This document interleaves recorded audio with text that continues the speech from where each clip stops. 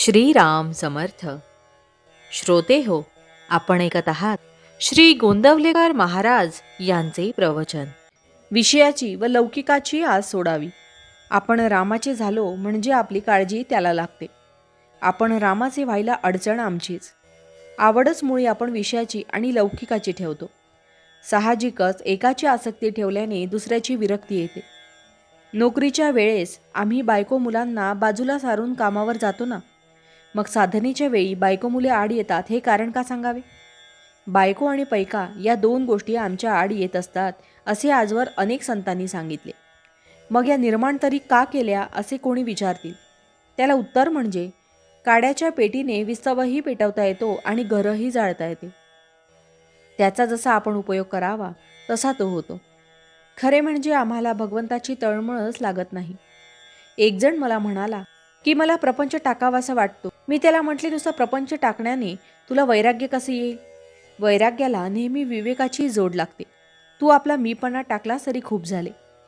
चांगले कर्म आड येत नाही असे थोडेच आहे.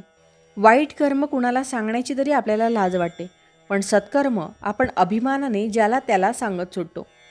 मागील जन्मी पाप केले होते म्हणून या जन्मी हे भोगतो असे म्हणतो, आणि आता चांगली कर्मे करतो म्हणजे पुढल्या जन्मी सुख लागेल असे म्हणतो. म्हणजे जन्ममरणाच्या फेऱ्यातून सुटण्याऐवजी त्याच्यात गुंडाळले जाण्यासारखेच आहे. दुष्कर्मामुळे पश्चाताप होऊन एकदा तरी भगवंताची आठवण होईल, परंतु सत्कर्माचा अहंकार चांगल्या माणसालाही कुठे नेऊन सोडील याचा पत्ता लागणार नाही.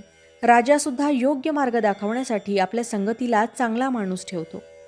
भगवंताने उद्धवालाही सत्समागम कर म्हणून सांगावे, याहून अधिक काय पाहिजे?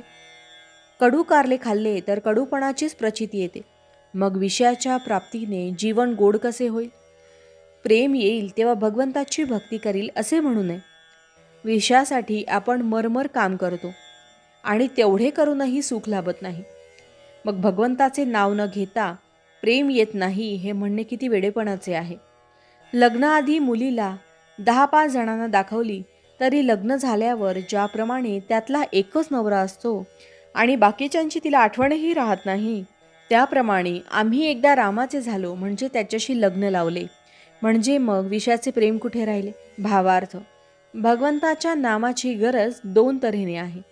एक प्रपंचाचे स्वरूप करण्यासाठी आणि दुसरी भगवंताच्या प्राप्तीसाठी. जानकी जीवन स्मरण जय जय राम.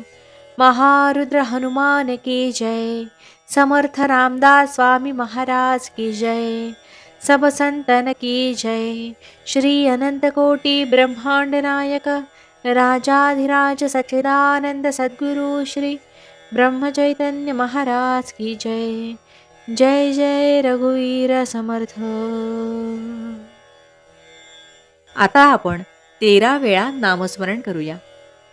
श्रीराम जय राम जय जय राम. श्रीराम जय राम जय जय राम. श्रीराम जय राम जय जय राम.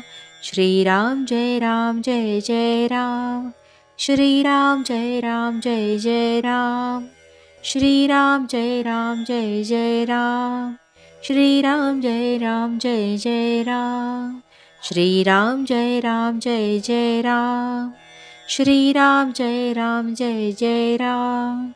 श्रीराम जय राम जय जय राम. श्रीराम जय राम जय जय राम. श्रीराम जय राम जय जय राम. श्रीराम जय राम जय जय राम. जय श्रीराम.